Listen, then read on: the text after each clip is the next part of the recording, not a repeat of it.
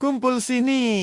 Kalian dan aku bakal melihat kisah epik 1300 tahun lalu. Saat 3 prajurit bertarung mati-matian melawan ribuan monster yang jumlahnya seperti tidak ada. Habisnya, kepanikan mulai melanda. Karena kebangkitan Calamity Demon, sang dewa bencana. Bisa terjadi kapan saja kalau mereka sampai lengah dan kalah. Meger, ketua tim ini, mulai merasa panik dan berpikir kalau mereka tidak akan selamat. Kali ini, tanpa pilihan lain, dia berniat mengorbankan nyawa mereka untuk menyegel Calamity Demon. Tapi tiba-tiba, anggota tim lainnya yang bernama Liam maju dengan santai dan merapal mantra yang langsung melindungi mereka dari kerumunan monster ganas itu. Mantranya meledak super dahsyat, menciptakan kawah raksasa dan memusnahkan semua monster seketika. Dia tersenyum sangat percaya diri dan mengejek kenapa timnya kerepotan melawan iblis cupu begitu. Kelompok itu cuma bisa melongo, syok melihat kekuatan serangannya. Apalagi, dia baru saja menyapu bersih pasukan Calamity Demon dalam satu serangan brutal. Salah satu rekannya mengakui kemampuan Liam memang paling jenius di unit 100 orang. Tapi mantra barusan jelas ada di level yang jauh lebih gila. Dengan sangat santai, Liam bilang kalau dia telah mengambil kekuatan ke-108 dan menjadikannya milik sendiri. Fakta ini jelas bikin timnya jantungan. Tapi, anak buah Calamity Demon masih terus bermunculan tanpa henti. Melihat ini, Liam kembali mengaktifkan mantra baru dan memusnahkan segerombolan iblis itu. Bikin timnya makin takjub karena sekarang dia benar-benar terlihat seperti sosok dewa yang maha kuasa atau seorang raja mutlak. Dia memimpin timnya dan dengan sombongnya bilang kalau dia akan menghabisi Calamity Demon sendirian. Dia menyuruh mereka berlindung di belakangnya sambil jalan santai ke ujung tebing. Berdiri tepat di ujung, dia menatap ke bawah dan melihat wujud utuh Calamity Demon. Iblis itu sedang menetaskan ribuan monster pemakan manusia. Sadar ancaman gila ini, Liam bersumpah tidak akan membiarkan monster-monster jelek ini diproduksi. Massal begitu saja, dan langsung memusnahkan mereka saat baru menetas. Dia lalu menyeret sang iblis keluar untuk duel langsung. Iblis itu menyerang brutal, tapi Liam kembali merapal mantra untuk menahan serangannya. Kekuatan mereka berbenturan, memicu ledakan super epik. Sebagai info, setiap 300 tahun, Calamity Demon bangkit dan monster pemakan manusianya. Jadi ancaman mengerikan bagi umat manusia demi melindungi dunia. Prajurit unit 100 orang ini ditugaskan membasmi Calamity Demon. Mereka selalu bereinkarnasi. Setiap 300 tahun, bertepatan dengan kebangkitan sang iblis, mempertaruhkan nyawa demi menyegelnya lagi. Calamity Demon mengaum kesakitan saat serangan Liam mulai menghancurkan tubuh raksasanya. Dia merasa kalau cuma menyegelnya itu cara terlalu kuno yang sama sekali tidak menyelesaikan masalah utamanya. Jadi, dia memutuskan memakai kekuatan dewa miliknya. Gabungan ke-108 kemampuan yang cuma bisa dipakai sekali untuk memusnahkan iblis itu selamanya. Tapi tahan napas kalian. Disinilah semuanya berubah gila. Serangan super kuat tiba-tiba menembus jantungnya dari belakang. Tubuhnya terpotong-potong. Seakan penyerangnya benar-benar ingin memastikan kalau dia tidak akan pernah selamat. Meger lalu mengangkatnya.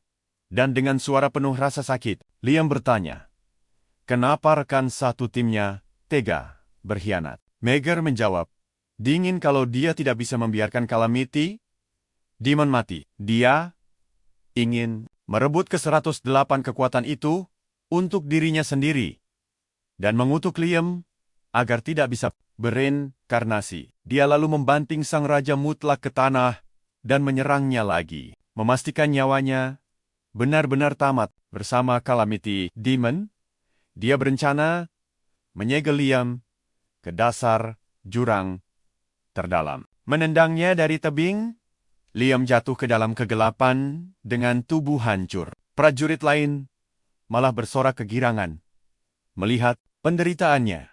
Sementara Meger melempar semua monster pemakan manusia ke dasar jurang bersama Liam dan menyegelnya rapat-rapat. Setelah menyegel iblis itu, unit 100 orang pun mati dan bereinkarnasi sesuai takdir hidup mereka. Fakta busuknya unit ini sama sekali tidak mau Calamity Demon musnah dan dunia menjadi damai. Tujuan asli mereka cuma memastikan reinkarnasi terus berjalan setiap 300 tahun. Kalau si iblis benar-benar musnah, siklus hidup abadi mereka bakal tamat. Gara-gara ini, Liam terjebak tak berdaya bersama Calamity Demon. Pasrah dimakan hidup-hidup. Iblis itu memamerkan taringnya. Dan untuk makhluk dengan otak sebodoh itu, sifat sadisnya sungguh di luar nalar. Karena dikutuk dengan keabadian oleh Meger. Liam tidak bisa mati, meskipun dia terus diinjak-injak dan dimakan berkali-kali oleh anak-anak Calamity Demon yang ganas. Dia hidup dalam siksaan neraka absolut, menahan penderitaan luar biasa yang menghancurkan jiwanya. Bahkan saat organ tubuhnya ditarik paksa atau dagingnya dimakan habis, tubuhnya langsung beregenerasi seketika. 1200 tahun berlalu, Liam masih bernapas, meskipun tubuhnya dipenuhi tanda gigitan dari ratusan anak Calamity Demon. Meski teknisnya dia masih hidup, keadaannya sudah seperti mayat hidup, membusuk akibat para iblis yang berpesta memakan dagingnya selama ribuan tahun. Dia susah payah bertahan waras, cuma dengan berpegang pada hasrat balas dendam pada para pengkhianat yang telah mengurungnya di neraka ini. Dia bersumpah akan bangkit dan menghancurkan mereka. Kalian dan aku pasti menantikan momen pembalasan ini kan? Tiba-tiba, cahaya putih super terang menyorot tubuhnya. Diikuti sebuah suara misterius yang memanggilnya kembali ke wadah aslinya. Tubuhnya langsung bersinar menyilaukan. Dan begitu dia membuka mata, dia sudah terbaring di tanah, masuk ke dalam tubuh seorang pemuda. Dia tiba-tiba mencium bau kotoran menyengat, dan sadar kalau tubuh barunya ini baru saja muntah parah.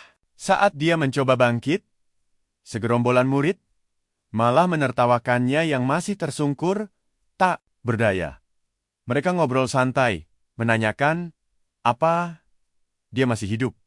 Bilang kalau mereka tidak mau dicap sebagai pembunuh, cuma gara-gara bocah sampah macam Kai. Setelah yakin kalau mangsa mereka masih bernapas, mereka sepakat untuk mencelupkannya lagi ke kolam sebagai hukuman karena sudah bikin mereka panik. Dia menatap gerombolan itu dan bingung siapa mereka ini. Lalu tiba-tiba, kepalanya langsung dicelupkan paksa ke kolam. Bikin dia sesak napas. Mereka menendangnya berkali-kali, membuli tanpa henti seperti iblis. Tepat saat itu, murid lain bernama Josh datang sambil nyeletuk. Kalau teman-temannya terlalu lembek menyiksa, bocah ini sambil memutar-mutar jarum suntik di tangannya. Dia berniat menyuntik Kai dengan obat aneh yang bakal bikin dia melakukan tarian paling memalukan sejagat raya. Cimeronta berusaha lepas dari cengkeraman murid-murid berandalan itu yang memeganginya kuat-kuat. Sementara Josh bersiap menancapkan serum itu. Pemuda malang ini memohon pada Josh agar tidak memasukkan cairan aneh itu, tapi si tukang buli ini mana peduli, dan langsung menyuntikkan semua serumnya. Efeknya ngeri. Kai muntah-muntah tanpa henti, bikin gerombolan berandalan itu meledak dalam tawa super puas. Sekarang, karena tubuhnya sudah mirip boneka rusak, Josh menyuruhnya menari dan jadi badut penghibur mereka. Kai sudah setengah mati sambil terus-terusan muntah. Tapi Josh ini benar-benar iblis tak berhati. Dia membentak kalau sampah tak berguna, sepertinya tidak pantas istirahat. Lalu memberinya tendangan telak lagi, menyuruhnya berdiri, dan terus menari sampai mati. Tapi tiba-tiba, pemuda itu bangkit dan berbisik kalau dia sudah muak. Terus, menahan diri. Salah satu berandalan langsung mencengkeram kerah bajunya. Tapi bukannya ketakutan. Kai balik memegang tangan anak itu. mengerahkan tenaga super brutal dan memelintirnya sampai si murid berteriak histeris. Kesakitan luar biasa. Kai menatap sinis dan bilang kalau sampah macam mereka harus dihukum. Murid tadi menarik kerahnya lagi dan mengatainya sombong. Sementara itu, Liam mengecek kekuatan sihir dalam tubuh Kai dan menyadari kalau wadahnya cuma punya sihir es kelas teri. Murid tadi lalu nekat menyerangnya lagi. Tapi dengan santai, Liam membalas, langsung membekukan tinjunya sebelum sempat mendarat di wajahnya. Anak itu syok parah melihat sihir instan yang sekeren ini. Liam lalu melapisi kedua tangannya dengan es dan melompat maju, meninju wajah si berandalan dengan tenaga monster sampai dia terpelanting ke tanah tak berdaya. Dia menatap pria yang kini menangis kesakitan itu dan menyebutnya menyedihkan. Murid-murid lain melongo kaget. Tidak percaya melihat betapa monsternya Kai sekarang. Liam lalu sadar kalau pemilik asli tubuh ini benar-benar amatiran dan sama sekali tidak tahu cara mengendalikan kekuatannya sendiri, ditambah energi sihirnya yang terlalu ampas. Para murid mulai gemetar ketakutan melihatnya berdiri tegak di sana, memancarkan aura mematikan yang tiba-tiba meledak. Mereka lari terbirit-birit mencari aman. Tapi gerakan Liam jauh lebih gila dan langsung membekukan kaki mereka semua ke tanah. Dia lalu mendekati salah satu dari mereka dan menyuruhnya menyerahkan seragamnya karena baju miliknya sendiri bau rawa busuk dan muntah. Dia lalu menodong murid lain untuk menyerahkan jaketnya. Semua berandalan itu sekarang langsung menurut dan pasrah total karena ketakutan luar biasa. Dan jujur saja, kalian pasti senyum-senyum sendiri nonton momen ini saat dia mengancam akan menenggelamkan mereka. Si rambut panjang malah mendekat dan memohon-mohon, minta dimaafkan atas perbuatan bodoh mereka. Ayo, kita masuk ke kegilaan ini. Liam menyeringai, bilang dia sudah mengambil nyawa, tak terhitung jumlahnya, dan minta maaf saja. Tidak akan pernah. Cukup. Teman-teman lainnya langsung mengkhianati Josh dan bilang ke Liam kalau mereka cuma ikut-ikutan karena takut melawan Josh yang menyuruh agar dia jadi target perundungan dan masuk ke dalam permainan keturunan Liam. Bingung, Liam langsung menyuruh mereka menjelaskan apa sebenarnya permainan konyol itu. Siswa berambut panjang itu kebingungan.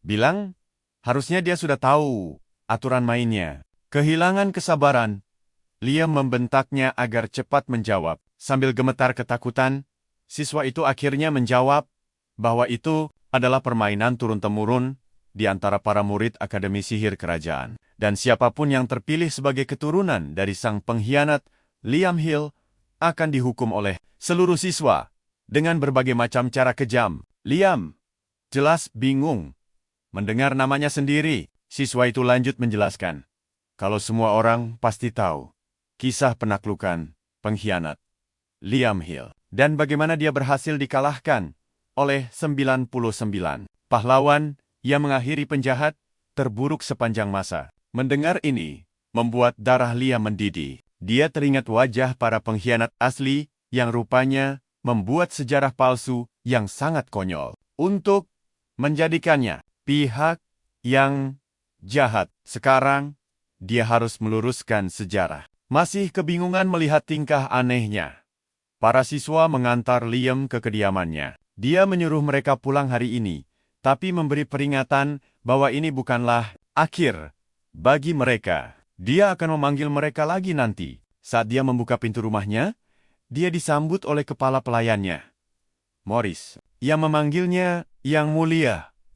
Liam benar-benar terkejut saat tahu kalau Kai ternyata punya darah kerajaan. Tapi, tiap kali dia mencoba mengingat hal tentang keluarga Chai, dia tidak menemukan apapun. Dia pikir mungkin Kai secara tidak sadar sengaja menolak ingatan itu, yang bikin pikirannya buntu. Dia lalu menatap kepala pelayannya dan bertanya soal garis keturunan Kai. Merasa kebingungan, Morris menjelaskan bahwa Kai adalah pangeran ke-8 dari kerajaan. Makin bingung, Liam bertanya, kenapa Kai tidak tinggal di istana kerajaan, padahal dia itu bangsawan. Selain itu, aneh rasanya, ada siswa yang berani memperlakukan anggota kerajaan seperti sampah. Dia juga sadar bahwa tubuhnya jelas kekurangan gizi, merasa aneh dengan perubahan sikap tuannya yang mendadak. Morris dengan hati-hati bertanya apa yang terjadi padanya. Bilang, dia sekarang kelihatan seperti orang yang benar-benar berbeda. Liam merasa aneh. Ada pelayan yang mengkhawatirkan tuannya sampai berani bertanya. Tanpa ada niat, terus pura-pura. Jadi Kai, dia langsung bilang ke Morris, kalau Kai yang dia kenal sudah mati. Yang jelas, bikin makin bingung. Dia lalu menyuruh si pelayan untuk menganggapnya sebagai pria lain yang kebetulan punya wajah yang sama persis dengan mantan tuannya. Kemudian, Liam berbaring di atas kasur untuk istirahat. Sekarang perhatikan bagian ini kawan. 2100 tahun lalu, Magra dan adiknya, Mimi, dikepung dan kalah jumlah oleh iblis, bencana pemakan manusia. Mereka jelas berada dalam posisi yang buruk, dan tiba-tiba saja, salah satu tentakel monster itu menusuk dada Magra, memakukannya ke dinding. Mimi menjerit ketakutan, dan baru saja mau menolong kakaknya, ketika dia juga ikut tertangkap oleh tentakel sialan itu. Dia menjerit kesakitan saat para iblis mulai memangsa tubuhnya. Merasa lemah, Magra tidak bisa melakukan apapun untuk menyelamatkan adiknya dari siksaan para iblis. Tepat saat mereka akan segera dihabisi, kekuatan sihir yang luar biasa meledak ke arah para iblis, memusnahkan mereka semua dalam sekejap mata. Liam tiba tepat waktu untuk menyelamatkan mereka. Kakak beradik itu lega, tahu kalau mereka sekarang sudah aman. Magra merasa sangat menyesal karena bertindak sembarangan dan, pada akhirnya, tetap butuh bantuan Liam. Meskipun dia sudah bersumpah tidak akan melakukannya. Liam mengakui kalau Magra memang merepotkan dan bertingkah kekanak-kanakan sambil menyembuhkan luka-lukanya. Tapi ya sudahlah, itu sudah berlalu. Dan yang paling penting sekarang, mereka berdua selamat. Dia memeriksa kondisi Mimi, dan setelah tahu dia baik-baik saja, dia membantu temannya berdiri. Dia tahu mereka ke sana untuk mencari material peningkatan kekuatan dan mengerti niat mereka. Magra, meski sering kesal padanya, mengakui kalau dia sangat berhutang budi pada Liam, dan pria itu adalah penyelamat nyawanya dan juga adiknya. Mereka berjabat tangan sebagai teman, dan Magra bersumpah tidak akan pernah melupakan hutangnya. Kembali ke masa kini, Liam terbangun dari mimpinya dan bersumpah akan mencari bajingan tidak tahu diuntung yang menjebaknya di jurang maut bersama iblis bencana. Sekarang dia sudah kembali. Dia akan merebut kekuatan yang dicuri darinya. Liam sedang sarapan di rumahnya yang disajikan oleh Morris. Dia makan makanan sederhana lagi, dan rasanya benar-benar tidak enak. Jelas sekali kepala pelayannya tidak jago masak, dan tidak ada tanda-tanda kehadiran pelayan lain selain dirinya. Dia tidak percaya hidupnya sebagai pangeran, justru lebih rendah dari keluarga bangsawan rendahan. Morris minta maaf atas kekurangannya, tapi dia langsung menghentikan Morris, bilang kalau dia punya harga diri, dia tidak akan minta maaf padanya. Dia lanjut makan sarapannya, tapi berpikir kalau kualitas makanan ini harus ditingkatkan. Di sekolah, para murid menjalani hari mereka seperti biasa, bersiap untuk masuk ke kelas masing-masing. Sementara itu, Liam berpikir, gimana cara mencari musuh-musuh Kai? Tiba-tiba saja, Josh muncul bersama anak buahnya yang kemarin. Sang pemimpin perundung itu langsung melabraknya, karena menghajar anak buahnya dan bersikap sok hebat, memarahinya karena berani melawan. Padahal, dia cuma keturunan dari Liam. Murid-murid lain setuju kalau dia sama sekali tidak punya hak untuk melawan dan harusnya diam, menerima saja, seperti biasa. Murid-murid itu mulai melemparinya dengan batu, sementara dia berdiri kaku, tanpa bergerak, sedikit pun. Sedikit pun. Dia merasa kasihan dengan rasa sakit, yang selama ini harus ditanggung Kai, dan melihat bagaimana dia masih bertahan, meski dilempar batu berkali-kali, para murid berhenti. Jelas-jelas tercengang. Josh menyuruh mereka lanjut menyerang, tapi mereka kelihatan ragu-ragu Karena sekarang mereka mulai merasa ketakutan. Kalian pasti sudah bisa menebaknya kan? Tanpa pilihan lain, Josh memutuskan untuk menghajar Liam sendiri dan bersiap memberikan pukulan. Super kuat, pukulannya kena. Tapi Liam berhasil menghindar. Tapi, karena tubuh bocah ini terlalu lemah, tulangnya gampang banget patah. Dia lalu mencoba mengembalikan tulangnya yang patah dengan kekuatan penyembuhan dan dengan gampang menyambungkannya lagi. Para murid langsung takjub melihat betapa hebatnya dia memakai sihir penyembuhan pada dirinya sendiri. Frustrasi, Josh mengeluarkan sihir apinya dan melemparnya ke arah Liam, yang bukannya menghindar, malah menghela napas. Merapal sihir es dan menembakkannya balik ke arahnya. Josh langsung kena telak sihirnya sendiri bersama anak buahnya. Mereka semua terlempar ke tanah karena dampak ledakan itu dan pingsan seketika. Murid-murid yang lain mematung di tempat setelah melihat kekuatan baru Liam. Tiba-tiba saja, seorang guru bernama Pierce datang dan mencoba melerai perkelahian itu, lalu mulai memarahi Liam. Guru itu tersenyum jahat, bilang kalau dia harus dihukum atas apa yang sudah dia lakukan. Pemuda itu mencoba menjelaskan kalau Josh dan gengnya lah yang mulai duluan. Tapi Pierce sama sekali tidak mau dengar. Para perundung itu merasa senang karena dia akan dihukum oleh gurunya.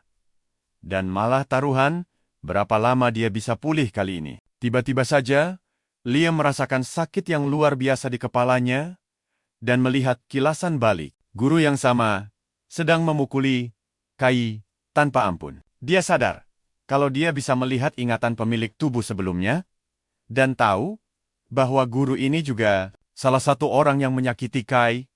Melihat dia diam saja, guru itu menyuruhnya cepat jalan dengan senyum jahat di wajahnya. Sementara itu, Liam juga memberikan senyuman jahat yang sama, siap memberi pelajaran pada Pierce. Pierce membawanya masuk ke sebuah ruangan dan mengunci pintunya rapat-rapat. Dia pikir dia sudah memberi murid itu pelajaran yang sangat keras 3 hari. Lalu, tapi sepertinya bocah ini belum belajar apapun. Karena bikin masalah lagi, menyeringai. Dia mengejek. Bocah itu bilang dia pasti suka hukuman fisik dan memanggilnya orang aneh yang pura-pura punya darah kerajaan. Penuh rasa jijik, dia terus melontarkan hinaan, menyebutnya pecundang yang menjijikkan dengan nada penuh racun. Dia bilang anak itu pantas mendapatkannya karena memiliki darah sampah dan pengkhianat. Mengklaim bahwa tidak ada orang lain yang lebih pantas menjadi keturunan Liam selain dirinya. Dia lalu memojokkan bocah itu ke dinding, bersiap untuk menghukumnya. Pierce memancingnya agar menangis. Teringat bagaimana dia dulu selalu gemetar dan memohon ampun. Tapi bikin frustrasi, bocah itu malah berdiri tenang dan santai. Tidak lagi gemetar. Ketakutan, berpikir, kalau mental anak itu pasti sudah hancur. Dia mengambil sabuk cambuknya, siap menikmati apa yang menurutnya cara paling asyik untuk menghilangkan stres. Dia mengangkat cambuknya tinggi-tinggi. Sangat tidak sabar mendengar tangisan muridnya, lalu mengayunkannya dengan penuh semangat. Tapi tunggu dulu. Kalian pasti suka bagian ini. Seorang satria dari es ajaib muncul dan menahan tangannya, menghentikannya, memukul Liam, masih terikat pada, ikuti terus ya. Kita akan melihat pembalasan paling epik. Di tembok itu, Liam menunjukkan bekas luka di tubuhnya akibat siksaan sang guru. Sekarang waktunya membalas dendam untuk Kai. Dia menghancurkan borgolnya, lalu menyuruh kesatrianya memelintir tangan guru itu. Dia mengancam, satu suara saja, tangannya akan benar-benar hancur. Pierce yang bingung dan ketakutan setengah mati bertanya, apa maksudnya? Tapi tebak, Liam langsung mematahkan tangan kanannya tanpa belas kasihan sama sekali. Nah, perhatikan baik-baik bagian ini. Liam mengancam akan menghancurkan tangan kirinya juga. Sebagai balasan atas semua siksaan itu, dia menyuruh Pierce mencambuk dirinya sendiri. Jelas saja, pria itu menolak keras, menyakiti tubuhnya. Sebagai balasannya, Liam langsung menciptakan panah es mematikan dan mengarahkannya tepat ke wajahnya. Dia memaksa pria itu memilih, cambuk dirimu sendiri, atau mati tertembus panah es ini. Karena sangat ketakutan, dan masih sayang nyawa, guru itu akhirnya terpaksa mencambuk dirinya. Sesuai perintah, dia melepas bajunya, memamerkan tubuh besarnya, lalu memukul dirinya sendiri. Liam menyuruhnya terus lanjut sampai 100 cambukan. Kalian pasti setuju kalau ini karma yang sempurna kan? Sini kumpul, kita tonton bareng. Setelah 100 pukulan, badan Pierce hancur dan berdarah. Dia lega banget, mikir kalau siksaan ini udah kelar. Kita juga pasti mikir gitu kan? Tapi nyatanya, Liam bilang kalau hukuman ini belum selesai. Sampai gurunya aja ikutan jantungan. Pierce langsung digantung di menara es, telanjang bulat, tanpa sisa. Coba kita bayangin malunya bareng-bareng. Liam mempermalukan dia di depan seluruh akademi. Karena menganggap ini adalah, sini kumpul, kita tonton. Karma instan. Liam memaksa pria itu buat ngakuin semua siksaannya pada Kai. Si guru malah teriak ketakutan. Nangis minta diturunin. Udah muak banget, Liam pun menjentikan jarinya. Bikin esnya langsung meleleh. Coba kalian perhatikan, muka paniknya Pierce saat pijakannya mencair. Nggak ada jalan keluar. Dia akhirnya ngaku. Kalian pasti puas kan? Lihatnya, dia beberkan semua dosanya pada Kai. Membuat, sini kumpul. Kita mulai dari fakta gila ini. Dia maksa bocah itu mencambuk diri sendiri dengan alasan pendidikan. Padahal, aslinya cuma fantasi sakit jiwanya doang. Dia sampai teriak.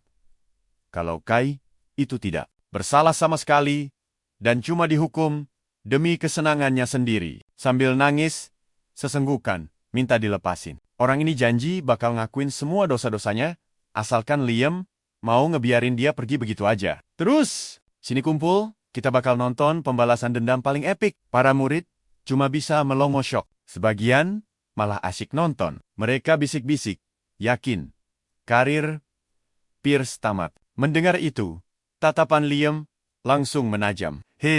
Suaranya terdengar sedingin es saat dia bilang betapa menjijikannya disebut sebagai keturunan Liam. Dia bersumpah, siapapun yang berani nyakitin Kai, bawa-bawa nama itu, nggak bakal diampuni. Liam berjanji bakal ngasih pelajaran buat semua yang ikut andil dalam dosa guru itu. Dia nyuruh mereka hidup dalam ketakutan, karena dia bakal balas dendam satu persatu. Di tengah kerumunan, Josh kelihatan emosi berat.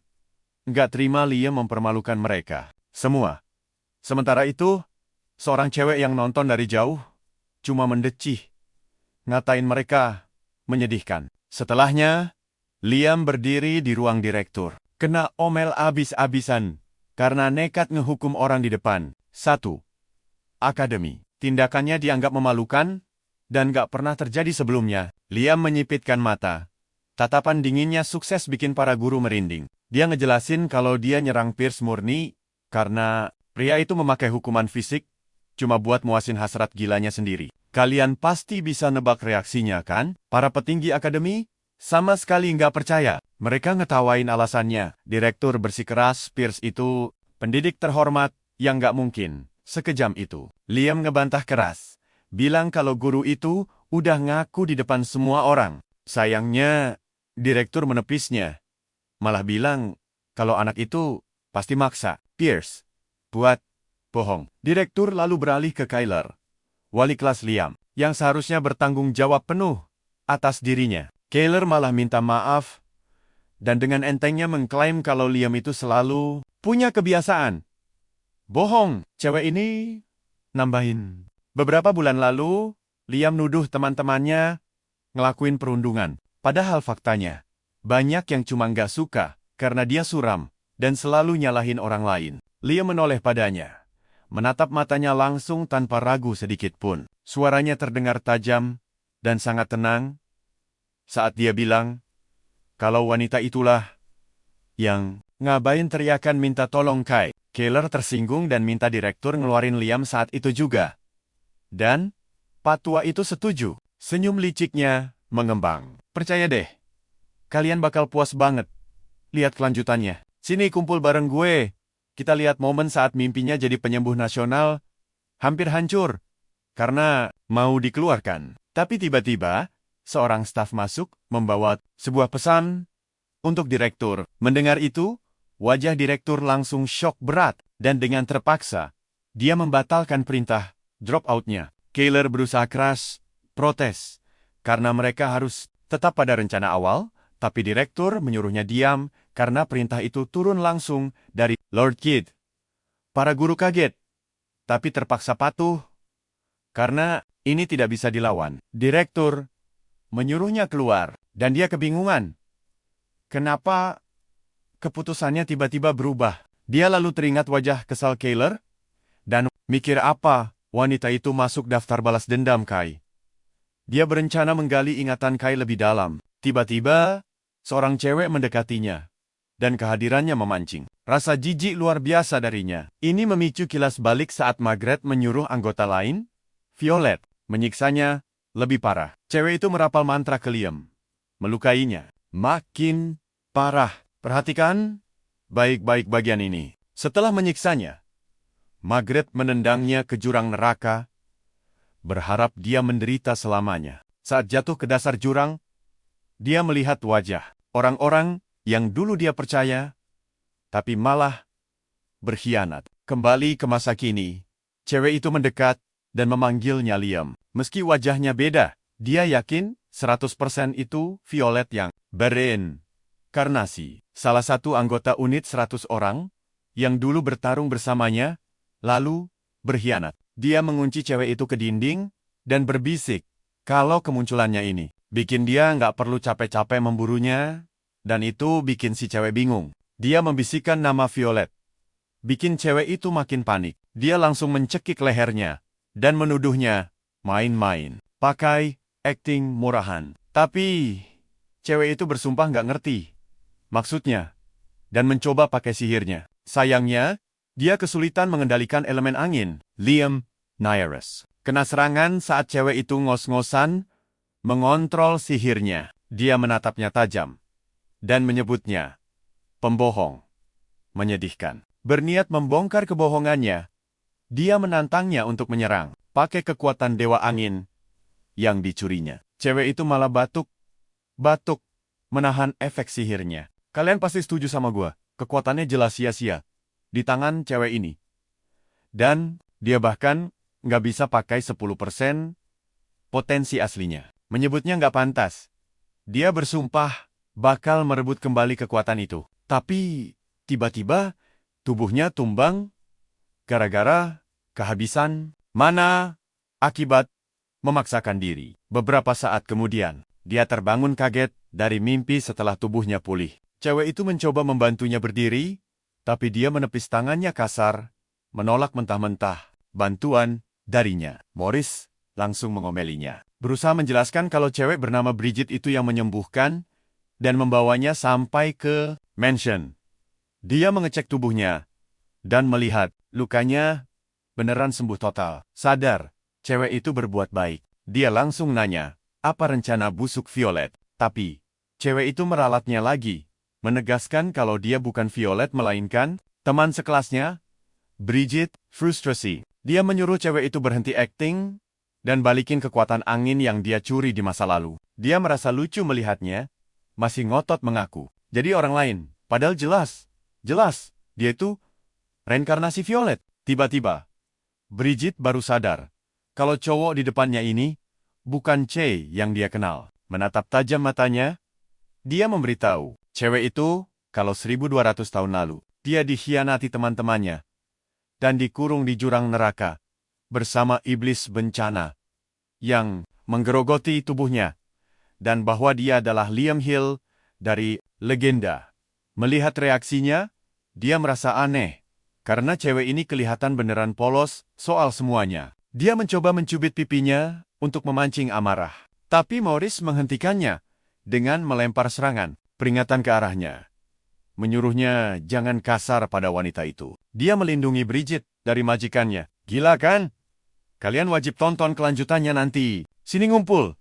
Kalian dan aku bakal bahas pengkhianatan epik ini. Saat ditanya soal kesetiaannya, Morris bilang, dia selalu memihak tuannya. Tapi dia sadar kalau tubuh Tuan Chai kini sudah dikendalikan oleh si pengkhianat. Ya, Liam sudah mengambil alih. Morris memohon penjelasan. Lalu Liam menceritakan bagaimana dia bisa berakhir di tubuh Kai selama 1.300 tahun terakhir. Semua reinkarnasi dari unit 100 orang itu ternyata masih menyimpan ingatan mereka. Bridget yang lupa ingatan bersikeras kalau dia nggak mencuri kekuatan Dewa Angin. Itulah dirinya di masa lalu. Dan meskipun dia merasa kasihan atas penderitaan Liam, dia nggak ingat pernah menyakitinya. Tapi kalau memang itu dosa masa lalunya, dia siap menebusnya. Liam cuma menyeringai dan bilang kalau dia pasti akan merebut kembali kekuatannya. Dan urusan mereka belum selesai. Saat terjebak bersama iblis bencana selama 1.300 tahun, dia disiksa habis-habisan. Penderitaan gila itu, dia bersumpah bakal membuat setiap pengkhianat merasakan hal yang sama. Dia bilang, Bridget bikin kesalahan fatal karena sudah menyembuhkannya. Liam yakin cewek ini cuma pura-pura amnesia demi kabur dari balas dendamnya dan memperingatkannya untuk nggak berharap ada ampun. Tapi kalau amnesianya beneran asli, dia bakal bikin Bridget ingat semuanya sebelum mengubah hidupnya jadi neraka. Kalau nggak begitu, ya balas dendamnya bakal terasa hambar. Liam lalu mencoba membaca ingatan Bridget pakai sihir. Tapi dia lupa, tubuh Kay terlalu lemah untuk sihir selain es. Liam mengepalkan tangannya karena frustrasi. Sadar, dia bahkan gagal merapal mantra sesimpel itu. Padahal di tubuh aslinya, ini bukan masalah. Di kondisinya sekarang, dia nggak bisa menyerang Bridget pakai sihir atau menyerap kekuatan Dewa Angin. Dengan tekad bulat, dia memutuskan untuk latihan sihir. Meskipun balas dendamnya tertunda, dia langsung bangkit dari kasur. Sangat bersemangat. Morris dan Bridget mencoba menahannya, tapi dia keras kepala. Morris bahkan menawarkan sihir pembaca pikirannya sendiri demi tuannya. Tapi Liam menolak tegas. Dia bilang nggak akan kembali sampai dia bisa menguasainya sendiri. Dia melarang pelayannya menyiapkan makanan mulai sekarang. Karena mau fokus total buat latihan. Dia keluar menuju lapangan. Yakin banget kalau dengan porsi latihan yang tepat, potensi tubuh Kai bakal melampaui kekuatan aslinya. Nah, perhatikan baik-baik. Untuk membuka potensi itu, dia harus membiasakan tubuh rapuh ini menahan beban sihir super kuat. Dia terus mencoba mengalirkan sihir. Tapi tubuh Ki sering tumbang. Sampai malam tiba, dia tetap latihan. Mendobrak batasnya sendiri. Karena khawatir, Morris membawakannya makanan dan memohon agar dia berhenti. Takut tuannya bisa mati. Tapi Liam sama sekali nggak dengar. Terlalu fokus. Morris cuma bisa melongo, melihat tekad, dan fokus. Gila tuannya. Gak mau mengganggu. Dia meninggalkan hidangan khusus penstabil energi sihir. Masih terus berlatih. Napas Liam tersengal-sengal. Tapi akhirnya, dia sukses mengendalikan energinya. Dengan tatapan menang, dia menyatakan, sekarang siap merebut kembali kekuatan Dewa Angin. Cuma butuh waktu singkat. Liam sukses menguasai ilmu pembaca pikiran. Sekaligus, penyerapan kekuatan kurang dari 2 hari. Potensi tubuh barunya beneran gak masuk akal. Dia lalu melihat keranjang makanan di tanah dan ingat Morris menaruhnya semalam, sambil bilang, makanan itu bisa menstabilkan sihir. Dia cuma ingat, samar-samar. Walau pelayannya perhatian banget, dia merasa itu nggak perlu. Tapi, saat dia mau berbalik, pergi, sebuah ingatan muncul. Si pelayan berlari panik, melihat Kai basah kuyup. Pangeran Malang, yang babak belur itu, minta maaf, karena jadi tuan yang nggak berguna. Kalau pelayannya mau pergi dari mansion, dia rela menulis surat rekomendasi. Tapi Morris bersumpah nggak akan pergi dan bakal terus melindunginya apapun yang terjadi. Tersentuh oleh ingatan pemuda itu, Liam menghela napas dan duduk di depan keranjang makanan. Makanannya hampir basi karena ditinggal semalaman. Tapi dia tetap melahapnya dengan rakus. Nggak butuh waktu lama. Piringnya bersih, tanpa sisa. Karena kenyang, dia memutuskan tidur siang sebentar dan balik ke mansion. Saat melihat pintunya terbuka lebar, Pasti kalian mikir, ada yang gak beres kan? Betul banget! Pas didekati, ada noda cairan merah lengket di lantai. Jelas ini sisa-sisa penyerangan fatal. Dia lalu melangkah masuk dan melihat Morris terkapar di dekat pintu. Kondisinya hancur parah dan hampir mati. Lebih gila lagi, salah satu matanya hilang karena dicongkel paksa oleh si penyerang. Sadar betapa gawat situasinya, Liam menggerakkan tangannya dan mencoba merapal sihir penyembuh untuknya. Tapi sama sekali nggak ada sedikit pun energi sihir yang keluar dari telapak tangannya. Di kondisinya saat ini, dia nggak bisa pakai mantra penyembuh. Jadi, sang tuan muda meletakkannya dengan hati-hati. Rencana barunya, panggil detektif dan penyihir medis secepatnya. Si dokter akhirnya datang dan berusaha keras menyelamatkan Morris. Dia berhasil mengobati luka seriusnya dan butuh waktu sebulan untuk pulih. Tapi sayangnya, mata kanan Morris sudah hancur lebur dan dia bakal buta sebelah seumur hidup. Liam menyalahkan dirinya sendiri karena gagal mendeteksi musuh tadi malam. Dokter pun pergi meninggalkan sang pasien. Dan tuannya berdua, saat hanya ada mereka, Morris minta maaf karena merepotkan pangeran untuk masalah sesepele ini. Tapi hal itu nggak penting buat Liam. Yang utama sekarang adalah mencari tahu siapa yang berani menyerang mereka. Nggak butuh waktu lama. Sang mantan Raja Absolut muncul di gerbang sebuah mansion. Dengan ekspresi sedingin es, dia mengangkat tangannya dan merapal sihir. Tombak es raksasa keluar dari lingkaran sihir dan langsung menghancurkan gerbang logam tebal itu. Di dalam, Josh lagi makan. Santai, dia kaget sampai memuntahkan makanannya. Saat dengar ledakan keras di luar, pangeran itu ngamuk parah dan menuntut penjelasan dari pelayannya. Pelayan utamanya langsung lari ke ruang makan dan melaporkan gerbang mereka yang hancur. Josh bergegas keluar dan syok berat melihat gerbang mahalnya hancur. Berkeping-keping, terkena serangan brutal. Ada rumor, penyusup ada di dekat situ. Tapi siapa yang gila menyerang siang bolong begini? Pembunuh bayaran dari saingan politik. Ayahnya mengingat musuhnya banyak banget. Itu bisa saja terjadi. Terlepas dari itu, menghancurkan gerbang khusus mereka itu jelas bukan hal biasa. Josh langsung mengerahkan para penjaga ke depan pintu. Tapi ternyata semua itu sama sekali nggak perlu. Karena target utama penyusupnya adalah dia sendiri. Liam masuk ke mansion. Diadang gerombolan pria berotot yang lagi emosi. Tuan muda itu menyuruh mereka membunuhnya. Dan semua langsung menyerbu. Dengan teriakan, "Perang!" Tapi tembok es raksasa mendadak muncul dari tanah. Memblokir dan membekukan gerakan mereka sepenuhnya. Gak tinggal diam, Josh langsung menembakkan bola api beruntun.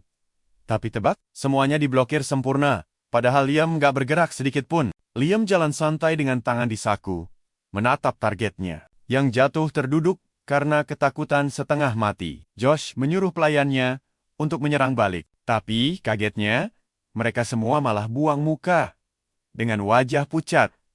Jelas banget, menolak buat menyelamatkannya. Liam sampai tertawa melihat nggak ada yang mau bantu bocah ini. Kini, air mata dan keringat dingin bercucuran di wajah Josh. Yakin targetnya tahu tujuannya.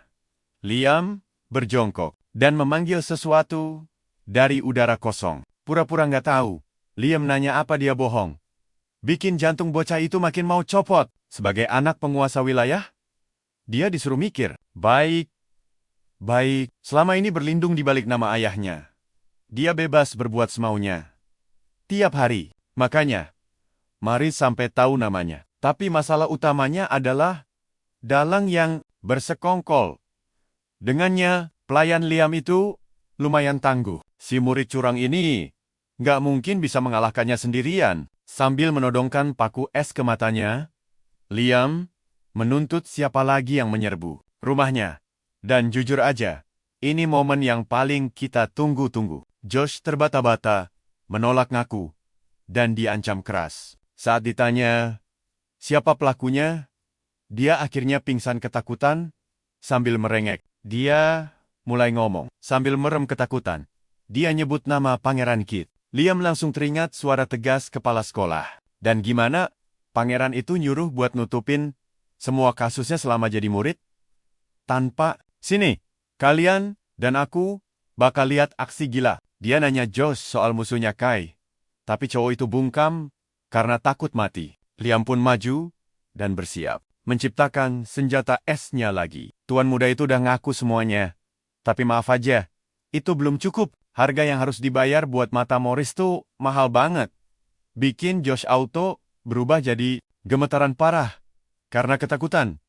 Abis! Sejak awal, tujuan Liam datang ke sini murni buat balas dendam demi pelayannya. Mungkin awalnya cuma mau ngejek Kai, tapi nyentuh asistennya itu jelas sebuah kesalahan fatal. Tangisan bocah manja itu dicuekin habis-habisan, dan Liam nanya, apa dia tahu pepatah mata ganti mata? Dengan gerakan super lambat dan sadis, dia nusukin esnya dalam-dalam, bikin jeritan melengking, pecah di seluruh mansion. Morris, yang masih diperban, nanya soal benda di tangan tuannya. Liam ngedeketin benda itu sambil ngocok botol kecil. Isinya, mata Josh dong. Trofi kecil hasil balas dendamnya. Sambil nyengir, dia nawarin buat majang itu di rak. Tapi langsung disuruh ngubur di taman. Nurut aja. Dia bahkan pasang papan nama konyol, bertuliskan, rampasan perang. Pelayannya cuma bisa hela napas panjang.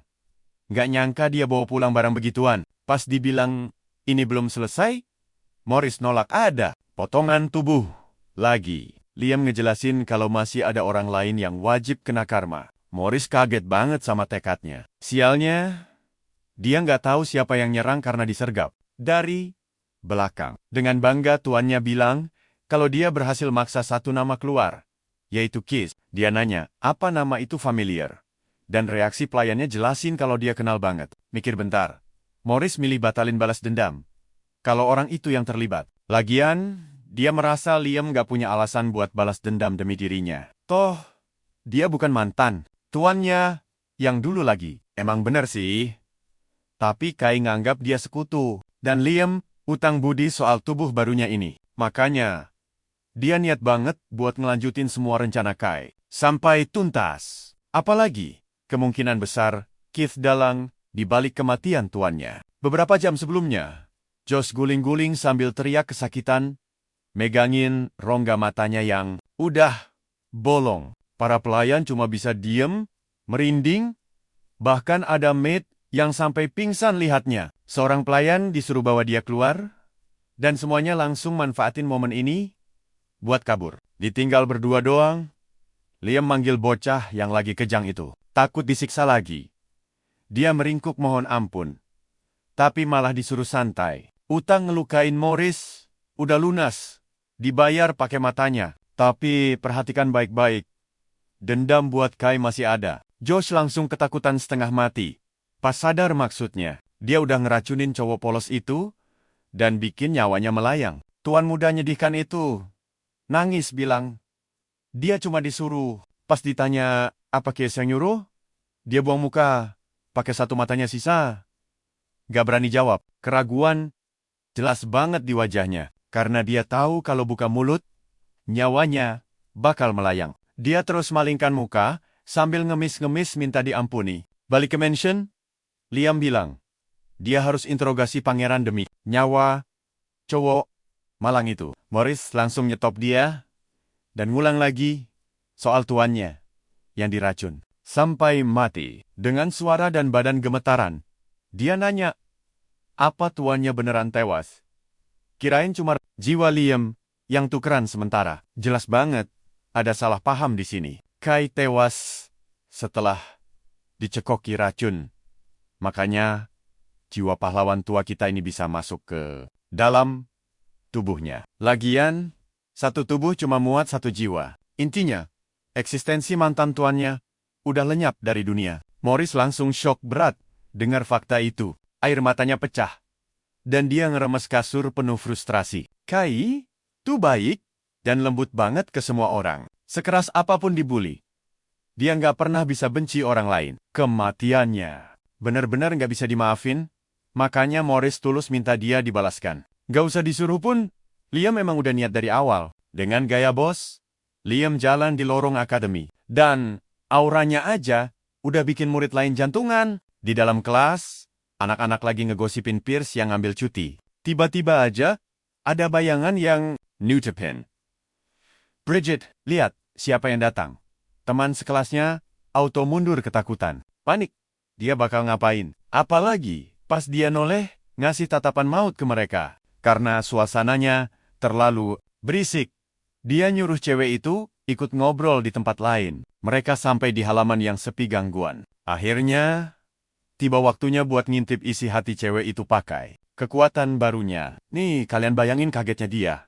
Tahu kalau Kai nggak bisa baca pikiran. Dan dia ngaku, belajar skill itu cuma dalam 2 hari. Gila kan? Baca pikiran itu sihir tingkat menengah yang butuh minimal 3 bulan buat dikuasai. Dia malah nambahin, udah belajar sihir, penyerap, buat ngambil kekuatannya balik. Danger. Skill. Tingkat dewa, disebut. Cewek itu langsung shock. Mustahil banget belajar hal yang butuh latihan bertahun-tahun dalam waktu sesingkat itu. Langsung pamer aksi. Dia ngerapal sihirnya buat buktiin. Dan dia terpaksa terima kenyataan kalau cowok itu beneran udah jago. Dengan belagu, Liam negasin kalau dia itu yang terkuat. Levelnya udah beda dimensi. Lucunya, kepercayaan diri itu malah bikin dia salting brutal. Langsung aja, dia deketin Bridget buat lihat isi hatinya. Dia pegang kepalanya, dan cahaya terang meledak pas sihir baca pikirannya aktif. Cahaya itu berputar ngumpulin semua memorinya. Dan dia lihat kilasan masa kecilnya, dari lahir sampai momen bareng Kai. Semuanya transparan banget. Liam sampai Chengo terpaksa harus nerima fakta. Kalau nggak ada ingatan Violet di sana. Sihirnya kelar, Bridget pelan-pelan buka mata. Dia mastiin eksistensi sang pengkhianat nggak ada di ingatannya sama sekali. Padahal kedengarannya ini kabar bagus. Karena salah pahamnya beres. Tapi dia bilang belum nyimpulin kalau cewek itu bukan reinkarnasi Violet. Masalahnya, mereka berdua itu miripnya kebangetan. Tetap aja, dia mutusin gak ngambil kekuatannya dulu. Si cewek polos ini malah maksa ambil aja kalau emang itu miliknya dari awal. Tapi, kalau dia nggak rebut balik kekuatan dari targetnya, itu nggak kehitung balas dendam dong. Pernyataan dinginan sadis itu sukses bikin dia merinding. Liam milih ngurusin dia belakangan. Sekarang, fokus utamanya ngancurin Keith. Dengar nama itu. Dia langsung narik lengannya dan nyuruh stop. Sama kayak Maris. Dia mati-matian ngelarang Liam ngelawan sang pangeran. Kalau nekat lanjutin rencananya, dia udah pasti bakal mati konyol. Namun, mantan Raja Absolut ini malah nanya, apa dia bakal kalah? Musuhnya emang super kejam. Lebih dari itu, dia udah master sihir cahaya, bahkan ngalahin si Lightworking. Si Ir. Lemah warisan Kai ini jelas nggak ada apa-apanya. Lawan cowok sekuat itu. Cewek itu mungkin bener, kalau musuhnya mustahil dikalahin. Tapi mikirin itu aja, udah bikin dia nyengir iblis. Sihir es Liam, sekarang emang ampas banget. Fakta dia nerima gitu aja bikin Bridget makin bingung. Kai sendiri ngaku sihir jeleknya nggak mungkin menang lawan Kit. Tapi entah kenapa cowok di depannya ini santai banget. Bel bunyi dan perut keroncongan minta diisi pas jam makan siang. Jadinya dia balik badan dan udahan ngobrolnya demi makan. Bikin cewek itu shock lagi. Padahal topik mereka lagi serius. Seriusnya, dan ya, dia salting lagi nggak paham sama sekali jalan pikiran cowok ini. Kayaknya ini deh alasan kenapa dia pengen tahu lebih jauh soal cowok misterius itu. Cewek kepo ini langsung ngejar dan gabung. Mereka sampai di ruang makan, Bridget terus ngeliatin Liam makan. Nyadar, ditatap, dia nanya, apa ada yang mau diomongin?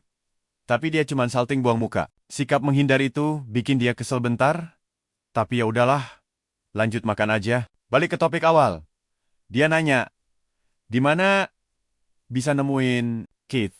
Cowok itu emang murid akademi juga. Tapi ketemu dia tuh hal mustahil. Lagian, murid beasiswa spesial kayak dia ada di area kampus yang benar-benar dipisah dari yang lain. Nah, jadi disitulah kita berhenti. Kalian pasti nungguin lanjutannya. Area itu dijaga ketat, penjaga dan sihir.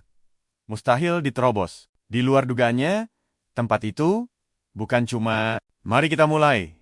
Teman-teman, di gerbang sekolah ini, dia sadar semua muridnya adalah bangsawan elit kelas atas. Parahnya lagi, mustahil banget buat hubungi dia di luar akademi. Malah, bakal jauh lebih susah daripada di dalam. Kiss selalu dikawal ketat oleh pasukan penjaga pribadinya. Ditambah lagi, semua usahanya buat ketemu si pangeran pasti bakal langsung dicegat habis-habisan dengan melipat tangannya. Karena kesal, dia pun bertanya alasannya. Rupanya, ada surat perintah penahanan yang melarang dia mendekati keluarga kerajaan. Aneh banget kan? Padahal, dia sendiri juga anggota keluarga itu. Dulu, Morris pernah bilang kalau dia itu pangeran ke-8. Tapi sekarang Bridget bongkar kalau dia bukan anak kandung raja saat ini. Ayah aslinya, Duke Asher, ternyata adalah kakak kandung sang raja. Entah kenapa, ayahnya dulu mencoba membunuh raja sebelumnya dan ditangkap sebagai pengkhianat. Sebagai hukuman, kepalanya langsung dipenggal tanpa ampun. Nggak lama setelah itu, Ibunda Kai menyusul suaminya ke alam baka. Di sisi lain, raja yang sekarang mengadopsi dan membesarkannya sebagai pangeran ke-8. Tapi, sang ratu menetapkan satu syarat mutlak. Sebelum menerima anak itu, dia dilarang keras tinggal di istana dan diasingkan jauh. Terus, dia juga nggak boleh berhubungan sama anggota keluarga kerajaan sama sekali. Terakhir, hak warisnya dicabut permanen. Kalau dia berani melanggar perintah ratu, dia bakal langsung dipenjara. Mendengar itu, Liam cuma meregangkan badan. Benar-benar nggak peduli sama aturan ribet itu. Dia malah mikir apa ada celah hukum buat mendekati pangeran. Setelah mikir keras, Bridget mengusulkan buat minta izin khusus dari sang kepala sekolah. Walau itu belum pernah terjadi. Ingatan soal senyum licik direktur pas mengusirnya masih jelas banget. Wajahnya kelihatan licik dan gampang banget buat disudutkan pakai kelemahan. Mendapat ide, dia tanya lokasi kepala sekolah. Para murid kaget dan langsung kabur saat lihat Liam lewat. Mereka sama sekali tahu kenapa. Tapi dia berjalan menuju gerbang area beasiswa. Dia lalu nanya ke Bridget, kemana harus pergi buat ketemu kepala sekolah. Rencananya adalah mencari kelemahannya dan memaksa pria itu setuju. Daripada disebut ancaman, dia lebih suka menganggapnya negosiasi. Lagian, orang dengan wajah sejahat itu pasti punya banyak rahasia kotor. Cewek itu setuju sama tebakannya dan terdiam sambil mikir. Dia lalu minta sedikit waktu karena pengen menyelidiki direktur itu sendiri. Alasannya, mau bantu Liam? Emang aneh. Apalagi melihat hubungan mereka. Ini nggak bakal menebus apa yang terjadi di kehidupan masa lalu mereka. Tapi, dia tetap mau menebus dosa. Karena, nggak rugi juga, dia akhirnya terima tawaran itu. Senang karena Liam mulai terbuka. Dia bilang, gunakan saja dirinya sesuka hati. Liam sih belum percaya.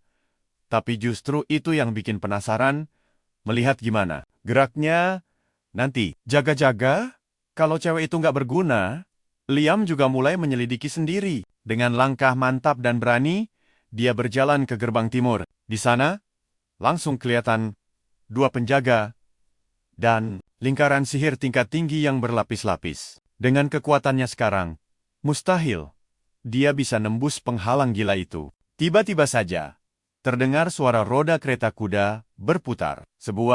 Perhatikan baik-baik, kereta besar mendadak ngebut melewatinya. Dan detik itu juga, dia merasakan hawa yang sangat familiar. Dia yakin banget, orang di dalam sana adalah Meager, sang dalang. Di balik pengkhianatannya, dulu, pria yang sama itu berlutut, sambil bilang, nggak bakal lupa jasa Liam. Mereka bertarung di banyak pertempuran bareng, dan saling percaya penuh. Tapi, semuanya hancur total pas pertemuan terakhir mereka. Cuman mengingatnya aja, bikin dia tertawa sinis. Gila, dia nggak nyangka bakal ketemu reinkarnasi musuh terbesarnya secepat ini. Pas lihat lagi, ada 5 penjaga di pos. Mereka sih bukan masalah.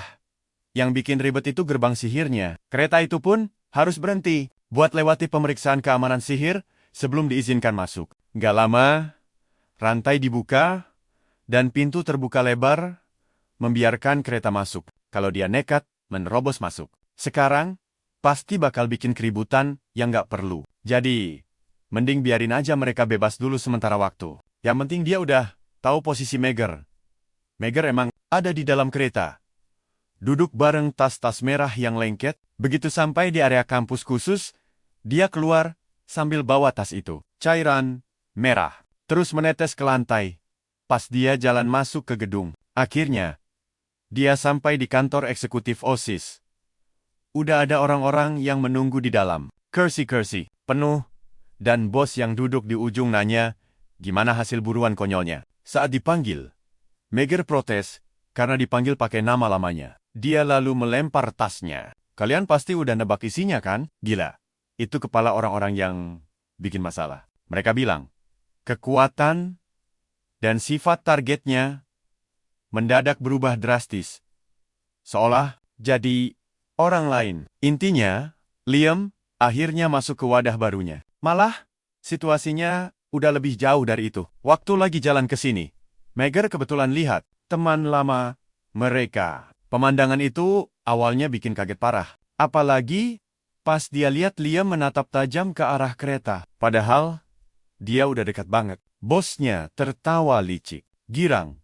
Karena sang raja mutlak akhirnya balik ke mereka. Ikut tersenyum, yang lain menimpali kalau di kehidupan ini, Liam bakal diinjak-injak sampai hancur lagi. Ini beneran skenario sempurna buat mereka. 1200 tahun lalu, mereka cuma membuangnya ke jurang tanpa bisa lihat penderitaannya. Sekarang, mereka bisa nonton setiap detik kehancurannya. Beberapa hari kemudian, Bridget dengan bangga lapor punya info mantap soal direktur. Meski senyumnya lebar banget, ekspresi Liam masih aja datar. Teman-teman sekelas pada bingung. Kenapa mereka barengan? Tapi nggak berani tanya. Tatapan tajam Liam aja udah bikin mereka lari ketakutan. Cowok itu lalu nanya, apa infonya? Beneran.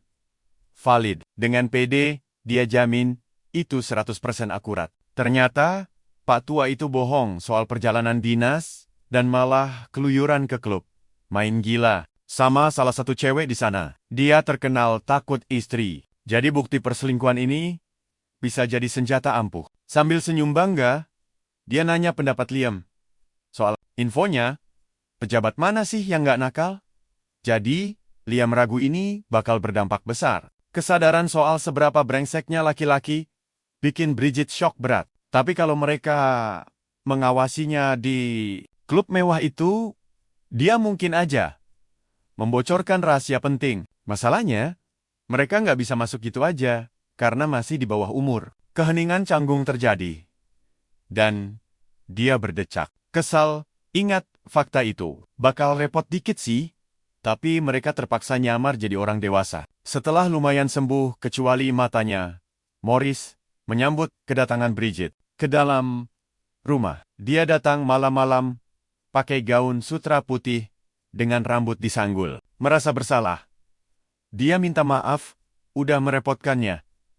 Padahal masih pemulihan. Tuannya juga bilang, harusnya Morris istirahat. Tapi, itu cuma bikin badannya kaku. Gak lama, mereka sampai di pintu utama dan mengetuk buat lapor. Tuan rumah akhirnya menyuruh mereka masuk. Bridget langsung bengong dan wajahnya merah padam. Lihat Liam pakai setelan jas hitam, super tampan, sadar ditatap. Liam nanya, kenapa dia melongo? Tapi, mana berani Bridget ngaku kalau dia terpesona. Lihat gaya dewasanya itu. Menatapnya dingin, Liam langsung bilang, penampilan cewek itu terlalu kekanak-kanakan. Keduanya jelas kecewa. Dan Maris sampai ngomelin dia karena bicara kasar sama cewek yang udah dandan cantik. Tapi bukan itu poinnya. Yang penting, dia harus kelihatan dewasa. Sayangnya, sekarang dia malah kayak bocah yang diajak nonton opera sama orang tuanya. Makanya, dia balik badan dan pergi ke klub sendirian. Bridget teriak nggak terima. Tapi ya begitulah. Kita tinggalkan mereka berdua di sini. Tuntutan. Tiba-tiba nih, cewek ini ngeliat pisau pembuka surat di meja, dan langsung ambil benda tajam itu. Dia genggam erat pisaunya di depan dada, sampai bikin si kepala pelayan panik ketakutan. Dengan nekat, dia malah ngerobek bajunya sendiri di bagian dada sama paha, biar kelihatan lebih terbuka. Sambil malu-malu kucing, dan mukanya merah padam. Dia nanya, apa sekarang penampilannya udah kelihatan? Sedikit lebih dewasa. Coba bayangin, reaksi kalian kalau jadi Liam, pasti ikutan kaget kan? Tapi dia malah ketawa geli ngeliat kenekatan cewek ini. Sambil jalan ngedeket, Liam bilang, dia beneran salut sama keberaniannya. Dia ngeraih jepit di kepala cewek itu, dan ngelepasinnya biar rambutnya terurai. Bebas. Ini langkah terakhir buat nyempurnain penyamaran mereka. Muka Bridget langsung merah lagi, dan jantungnya berdebar kencang banget. Lanjut. Sekarang waktunya mereka ngejalanin rencana utama. Mereka pergi bareng, dan akhirnya sampai di lokasi tujuan. Ini tuh klub sosial kelas atas. Dan si kepala sekolah harusnya udah ada di dalam. Liam turun dari kereta duluan, ngulurin tangannya, terus nanya, apa dia udah siap akting? Jadi nyonya besar yang elegan. Rasa panas di wajah cewek ini kayaknya gak mau hilang. Tapi ini bukan waktunya buat grogi. Dengan tatapan tajam yang mantap, Bridget bilang, dia siap, dan langsung ngenggam tangan Liam. Mereka berdua jalan santai ke arah pintu masuk. Klub elit. Itu, penjaga pintunya ngehadang, dan minta kartu identitas mereka. Mereka langsung tatap-tatapan. Dan disinilah, kita kilas balik ke kejadian di mansion. Kalian wajib banget pantengin kelanjutannya. Sini ngumpul. Kita lihat aksi gila mereka. Bridget menyodorkan KTP palsu ke Liam. Dengan umur 21 tahun. Syarat wajib buat masuk klub malam. Liam jelas ragu. Apa ini bakal berhasil? Dia penasaran dari mana KTP itu berasal. Katanya sih, dari koneksi sang ayah. Liam, yang ingat obrolan sebelumnya, langsung bertanya. Emangnya ayahmu kerja apa? Bridget mendadak gugup banget. Sambil berbisik pelan, dia cuma menjawab kalau ayahnya menjalankan bisnis kecil. Kembali ke masa sekarang, si penjaga berbadan besar asyik mengecek KTP mereka. Untungnya dia percaya dan menyuruh masuk. Mereka melewati pintu itu dan langsung disambut ruangan bar yang super mewah. Orang-orang kaya asyik merokok, cerutu, sambil main judi. Bridget sampai melongo melihat kerasnya dunia orang dewasa. Dia lalu celingak-celinguk mencari sosok si direktur. Tapi sayangnya, orang itu sama sekali tidak kelihatan. Liam menyuruhnya diam, dan jangan terlalu banyak bergerak, biar tidak mencurigakan. Bridget panik bilang, targetnya tidak ada.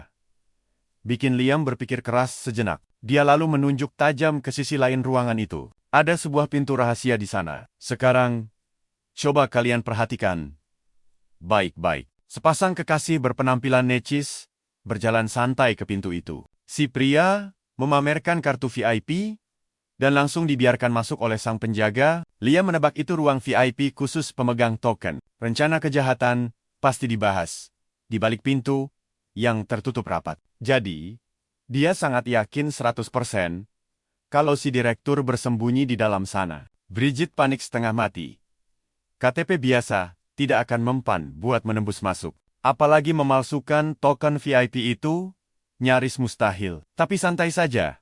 Liam bilang ini perkara kecil. Dia sudah menyadari kalau pintu itu ternyata sama sekali tidak dikunci. Mereka cuma perlu menyingkirkan para penjaga berjas hitam itu sebentar. Bridget bingung.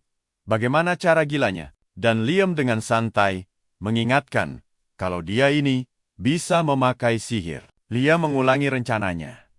Para penjaga berjas hitam itu harus disingkirkan demi menembus ruang VIP. Dia mulai merapal sihir es dan mengarahkan tangannya ke lantai. Sebuah jejak es menjalar cepat menuju wanita yang, sini, coba perhatikan baik-baik. Es tiba-tiba merambat pelan di lantai tanpa ada tamu yang sadar. Lalu, boom! Berubah jadi bongkahan es raksasa yang bikin semua orang di ruangan kaget parah. Mereka semua bingung. Ada apa nih? Dan si Bridget. Sini, ikutan aku nonton. Karena aksi Liam memanipulasi sihir secepat kilat, beneran gila. Gak ada yang sadar sama sekali, penjaga pintu, sampai lari panik, mengecek keributan. Kesempatan emas nih. Liam langsung bilang ke Bridget, waktunya kabur. Mereka langsung lari ke arah pintu, mumpung suasananya masih super kacau. Pintu tertutup rapat. Aman, tanpa ketahuan siapapun. Di dalam, ada tangga panjang yang mengarah lurus ke bawah tanah. Mereka turun perlahan. Menyadari, lorong ini lumayan dalam. Sesampainya di ujung bawah, Liam menyuruh Bridget tetap waspada. Belok kanan, dan boom, lorong super luas, dengan dekorasi super mewah, terpampang di depan mata. Liam bertanya, kelihatan gak tuh direkturnya? Tapi dari wajah Bridget, jawabannya jelas nihil. Mereka akhirnya memutuskan mengecek sisa area ini. Gila, isinya orang selingkuh, dan yang asyik pesta obat terlarang. Belum lagi para pekerja hiburan seliweran, siap melayani pelanggan. Melihat tempat ini sebobrok itu, mereka berdua sampai melongo. Tapi positifnya, kalau si ketua sering mampir ke sini, harusnya gampang banget mencari bahan buat memeras dia. Nah, sekarang kalian harus perhatikan baik-baik. Liam mendengar suara aneh dan mengintip ke arah pintu masuk. Dia sadar, penjaga dari lantai atas tadi turun ke sini dengan muka sangat panik. Liam langsung memberi kode ke Bridget, dan yap, dia juga mengenali wajah penjaga itu. Bridget mulai panik. Jangan-jangan orang ini mencari mereka. Masalahnya, pria berjas hitam itu makin dekat ke arah mereka. Jaraknya sudah terlalu dekat buat kabur. Liam membalikkan badan dan bertanya santai ke Bridget. Mau pakai cara damai nggak? Bridget jelas memohon pilih jalur damai. Sambil tersenyum tipis, Liam langsung bergerak cepat. Dan cup, dia langsung mencium bibir Bridget. Cewek itu kaget setengah mati sampai wajahnya memerah. Ciuman mereka malah makin dalam. Sempat terlepas sebentar, lalu menempel lagi. Lewat ujung matanya, Liam diam-diam mengintip. Penjaga itu cuma melirik sekilas, lalu pergi begitu saja. Mereka akhirnya berhenti berciuman. Dan Liam bilang, cowok berjas hitam itu sudah pergi. Tapi, Bridget, dia masih terlalu kaget dan salah tingkah buat bereaksi. Liam santai, mengajak cari si ketua sebelum makin ribut. Terus dia bertanya, kenapa wajah Bridget merona? Bridget menjawab malu-malu, karena dicium tadi. Jadi, apa pendapat kalian? Liam ini benar-benar jago bikin hati berdebar kan? Malah senyum-senyum dengan tingkah kayak anak kecil banget. Jelas aja, dia makin salah tingkah dan malu. Tapi, Liam mana peduli? Dia langsung motong dan nyuruh mereka fokus lanjutin misi. Terus, mereka sadar, lorong di depan kebagi jadi dua arah. Sini ngumpul, kita bahas lanjutannya. Bridget akhirnya mutusin buat misah rute. Liam minta dikabarin kalau ada bahaya. Sendirian gini, malah bikin Bridget lega banget. Buat nenangin jantungnya, dia malah keinget adegan ciuman tadi. Dan sumpah, kalian nggak akan nyangka. Mukanya auto merah merona lagi. Dengan sedih, dia nyoba nepis harapan itu. Yakin kalau Liam nggak ngerasain hal yang sama. Dia berusaha fokus dan masuk ke sebuah ruangan. Sementara itu, coba kalian perhatikan baik-baik kelanjutan adegan yang ini. Coba perhatikan baik-baik. Liam ikut mengecek ruangan. Dan gila, isinya penuh orang asyik berjudi. Tapi saat dia lanjut mencari boom, terdengar teriakan, Bridget! Sementara itu, di salah satu ruang VIP, Bridget ternyata sedang disudutkan. Kini ditekan kuat di sofa oleh om-om bertopeng, memakai baju bayi lengkap dengan popok. Wanita itu memohon dilepaskan. Tapi si om mempererat cengkeramannya dan berbisik. Gila, kalian pasti penasaran kan sama kelanjutan absurd ini? Sini, temani aku nonton adegan ini. Cowok itu mengira dia cuma jual mahal. Tapi tiba-tiba, Liam muncul dan langsung menamparnya menjauh. Sambil mengulurkan tangan, dia memastikan keadaan Bridget. Terus, kalian pasti penasaran kan? Liam malah heran. Kenapa Bridget tidak meledakkannya pakai sihir? Bridget langsung merasa bersalah. Dia tahu, dia bisa melawan. Tapi tubuhnya mendadak kaku. Dan jujur saja, kita pasti paham rasanya. Liam menenangkannya. Bilang kalau sangat wajar tubuh kita membeku ketakutan saat diserang. Mendengar kata-kata penenang sehangat itu, percayalah pada saya. Pesona Liam sukses bikin si cewek makin klepek, klepek. Tapi coba kalian perhatikan pria berkostum bayi di lantai ini. Liam melepas topengnya. Dan tebak apa dia?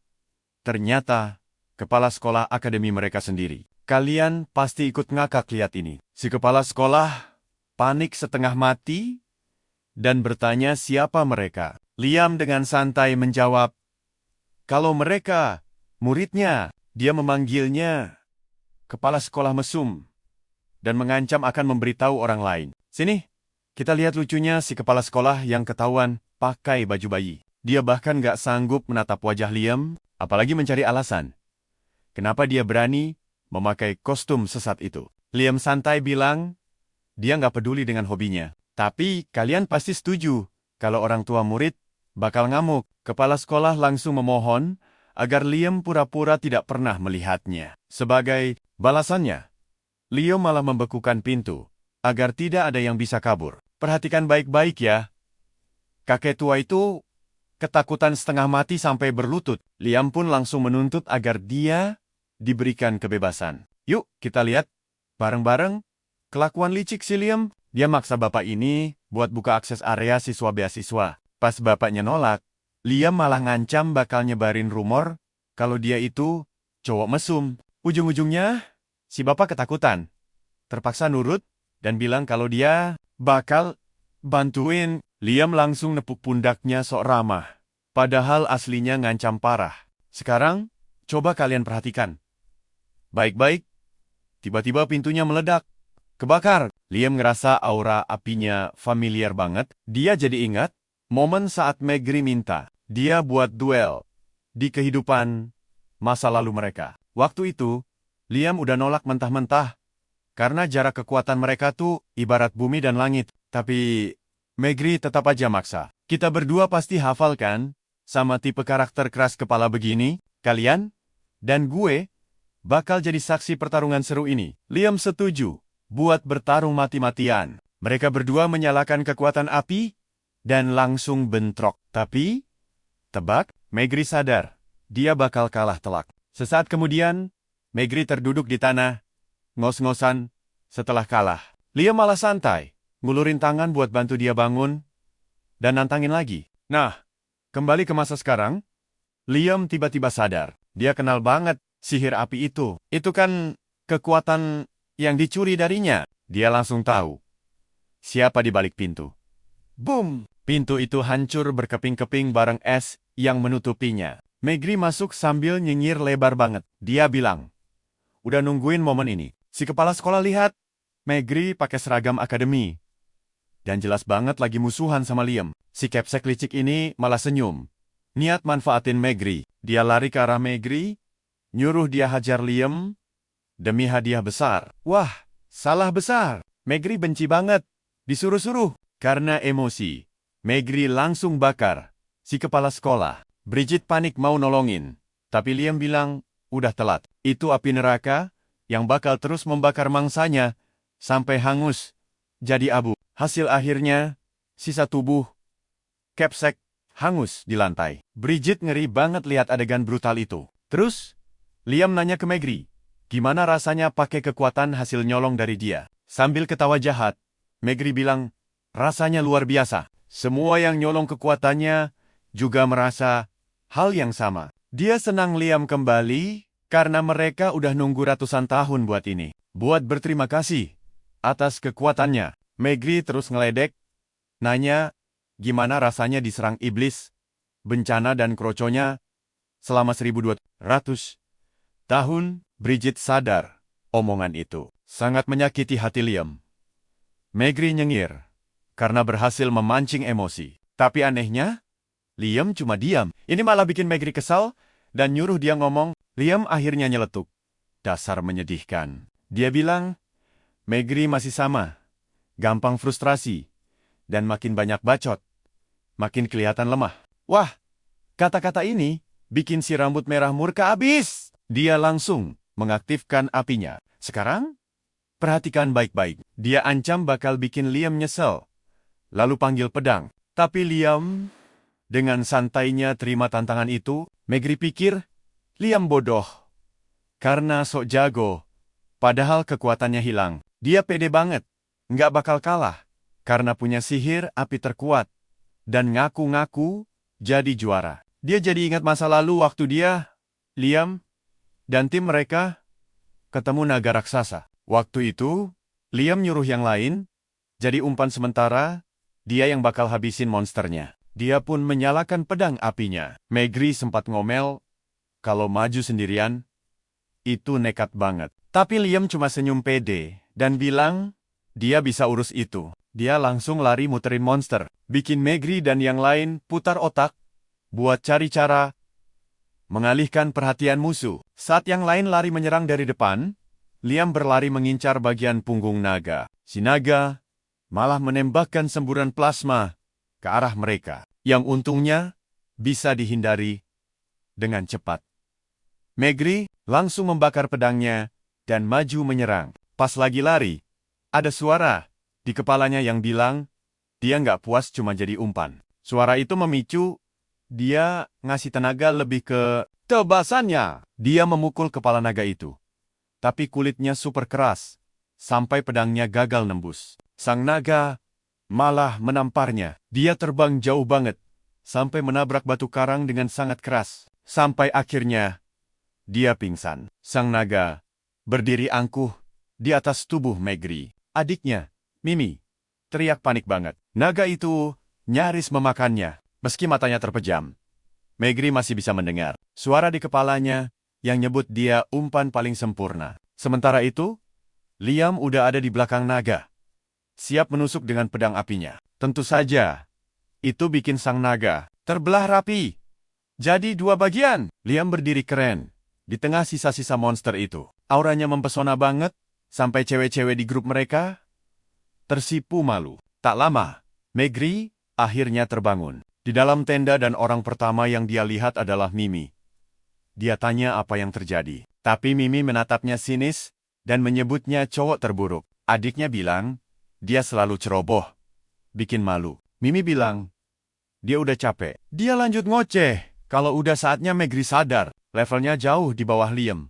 Dan dia itu menyedihkan. Mendengar kata-kata itu jelas, bikin hati Maigri sakit. Adiknya bilang, kesabarannya udah habis. Maigri sampai nanya apa Liam ngomong sesuatu yang bikin adiknya begini. Mimi cuma bilang, pemikiran kakaknya itu kampungan banget. Saat dia melangkah keluar dari tenda, dia ngarep kalau Liam yang jadi kakaknya, dan nyuruh Maigri minta maaf ke Liam. Maigri cuma bisa mengepalkan tangan dan menggigit bibir, menahan rasa frustrasi yang luar biasa. Kembali ke pertarungan, Maigri teriak.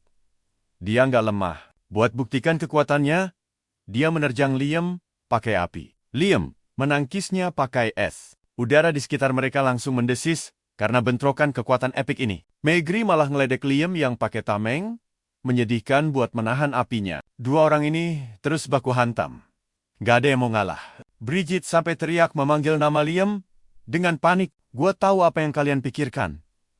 Ini kacau. Tapi Liam nyuruh Bridget diam di tempat. Maigri melompat cepat menyerang dan nyuruh Liam fokus. Untungnya, Liam berhasil menghindari serangan itu, tapi Maigri terus maju mengayunkan senjatanya tanpa ampun. Dia mengejek Liam karena kelihatan kewalahan buat menghindar. Maigri bahkan sombong bilang sang raja absolut akhirnya berhasil ditarik turun dari singgasananya. Makin pede, dia kumpulin tenaga dan menyerang lagi. Sekali lagi, Liam menahan serangannya.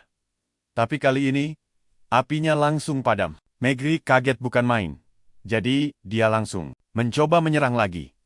Tapi tebak, Liam malah menusuk dadanya. Senjata itu menembus tubuhnya, bikin dia langsung jatuh berlutut. Dia nggak percaya bakal kalah.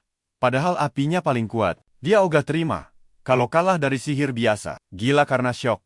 Dia mulai nanya ke dirinya sendiri. Gimana ini bisa terjadi? Liam berdiri gagah di depannya, menegaskan kalau setelah bertahun-tahun, dia nggak bakal kalah dari musuhnya. Walaupun Maigri pakai trik licik buat mencuri kekuatannya, dia tetap nggak akan menang. Terus dia nanya soal masalah mentalnya. Tiba-tiba, Mimi tersenyum manis saat menyapa. Liam, Cewek itu manja dan nanya, dia mau kemana? Liam nyuruh dia lepasin pelukannya karena susah jalan. Kelihatan banget Liam sama sekali nggak nikmatin perhatian cewek itu. Di mata Liam, dia cuma adik manja dari temannya. Cuek dengan godaan Mimi, Liam nanya soal kondisi Megri. Tentu saja ini bikin si cewek bete karena cintanya bertepuk sebelah tangan. Dia agak mengabaikan pertanyaan itu dan bilang nggak tahu apa-apa soal kondisi kakaknya. Liam menghela napas dan memarahi Mimi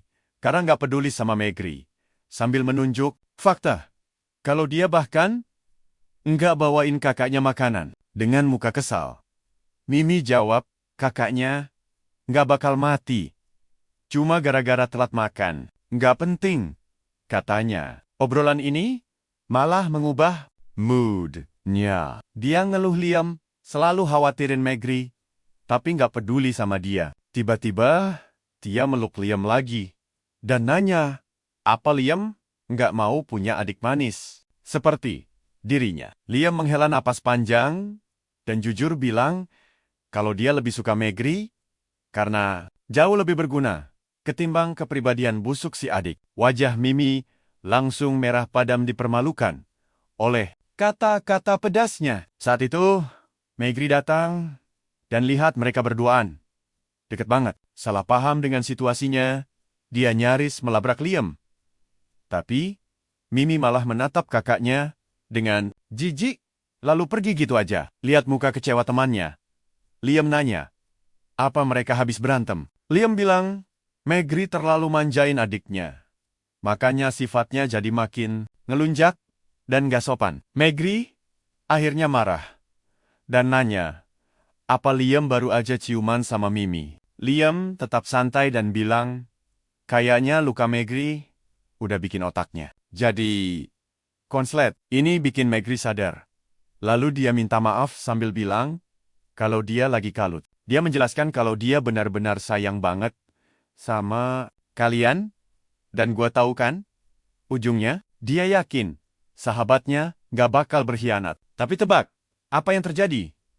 Beberapa hari kemudian, Megri datang ngamuk. Bener-bener gila. Temani aku di sini. Dia menerobos masuk ke rumah dengan panik, meneriakkan nama adiknya. Wajahnya pucat pasi.